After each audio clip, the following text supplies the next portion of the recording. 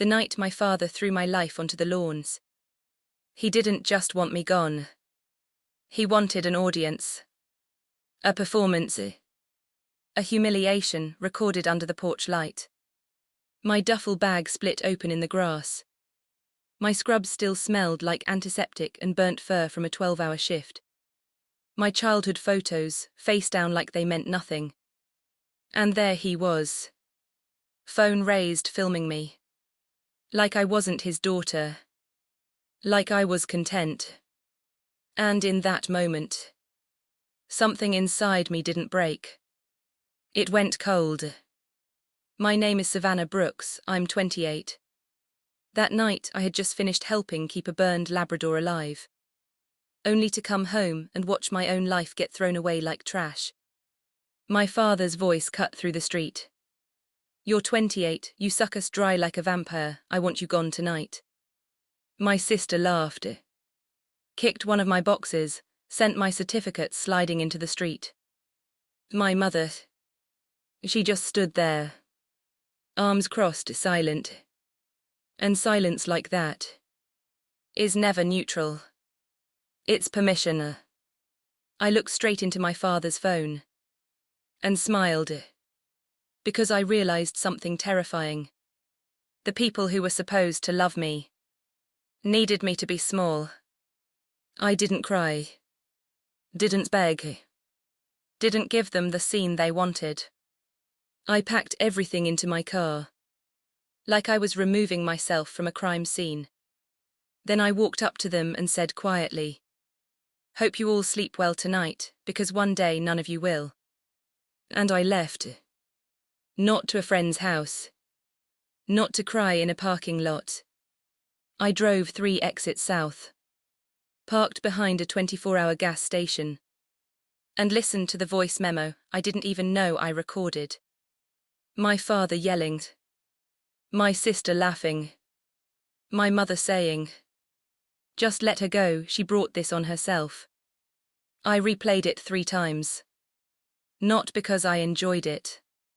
Because I needed the truth. Before they rewrote it. Because families like mine don't survive on love. They survive on doubt. By morning, it would be a misunderstanding. By next week, I'd be dramatic. By Christmas, I'd be the villain. So I saved everything. Screenshots, messages. I made a folder. Named it. When they start lying. 10 days.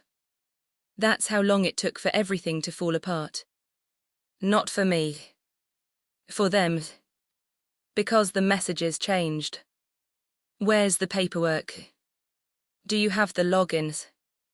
Why didn't you handle the bills? No, are you okay?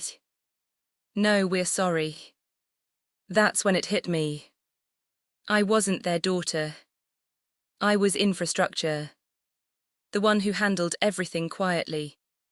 And the moment I disappeared, so did their stability. Not grief. Labor.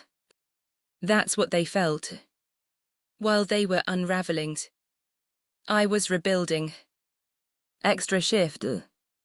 Cheap motel. Almost no money.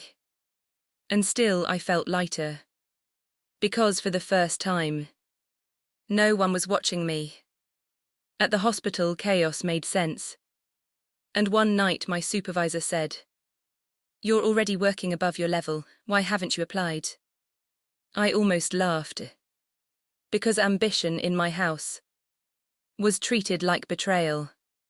But this time, I applied. And I got in.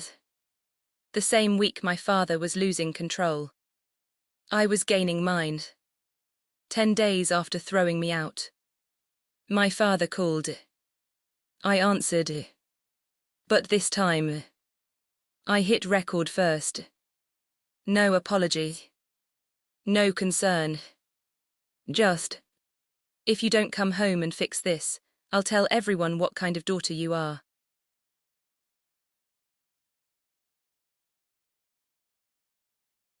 And I smiled. Because finally the truth was clear. This was never about love. It was control. You mean tell them what you did? I asked. Silence.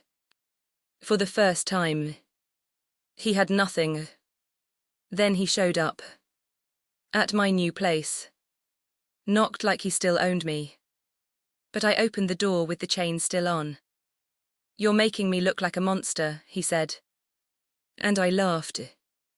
I'm not making you look like anything, I said. You did that yourself. And that's when it changed.